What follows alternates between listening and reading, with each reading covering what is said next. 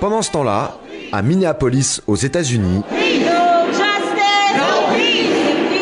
no justice, there ain't gonna be no damn peace. That's the bottom line. Let me just start off by saying to you that black people are in a state of an emergency. We are in a state of emergency. Black folks in America. And those who support us need to understand the depth of the state of emergency. And it didn't just start today, but it is at a critical point. We are at a point when folks, grandmothers, all the way down to little babies are tired. People realize that this attack that we're under, I heard someone saying on TV today that it feels like every black person in America is being hunted. That's how we feel. And so that state of emergency is causing all types of things. But out of the White House, last night we heard the President of the United States say that when the looting starts, the shooting starts, which we know is a reference to another racist time in the history of America where police abused our people. That same president, he is the same man that in 2018, at one of his speeches, Donald Trump said that he is a nationalist. Yes, he did. Now, this is important for people to understand what we're dealing with here, so that you know when we say a state of emergency, what we mean. From the President of the United States' mouth, he said he is a nationalist. And if you understand the history of white nationalism in America, to have the President say that, we were in a state of emergency at that moment. He also went on at another press conference or another event to say to police officers, don't be so nice when you arrest them. Y'all got to remember the history of the man who is in the White House. He said, don't be so nice to them. Hit him in the head when you put him in the car. These were his words as the President of the United States. This is not an isolated situation. These instances are not isolated. What is happening in America is that white nationalism ideology is running wild.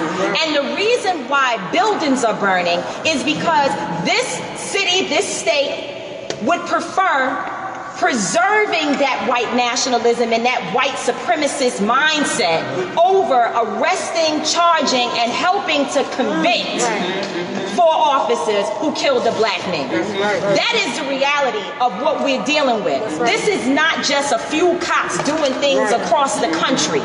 This is not a good cop versus bad cop situation. This is Ahmaud Arbery being shot down by white men on the streets of Georgia. Breonna Taylor being killed in her home. This is in New York City where we were until freedom. We were just in New York fighting the police officers who in the name of social distancing were damn near killing black young people on our streets. This is a coordinated activity happening across this nation. And so we are in a state of emergency. Black people are dying in a state of emergency. We cannot look at this as an isolated incident. The reason why buildings are burning are not just for our brother George Floyd. They're burning down because people here in Minnesota are saying to people in New York, to people in California, to people in Memphis, to people all across this nation, enough is enough. And we are not responsible for the mental illness that has been inflicted upon our people by the American government, institutions, and those people who are in positions of power.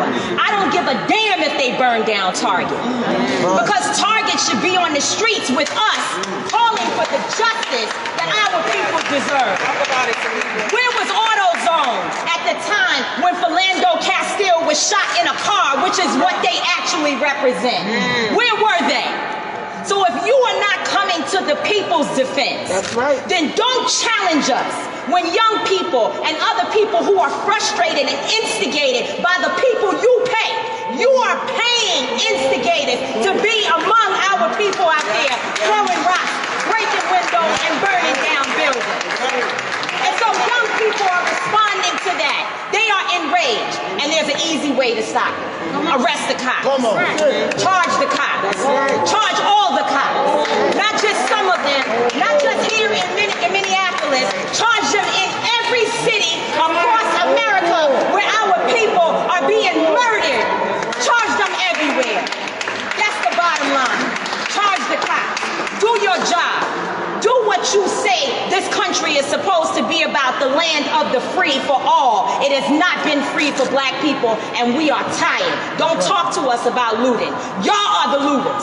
America has looted black people. America looted the Native Americans when they first came here. So looting is what you do. We learned it from you. We learned violence from you. We learned violence from you. The violence was what we learned from you.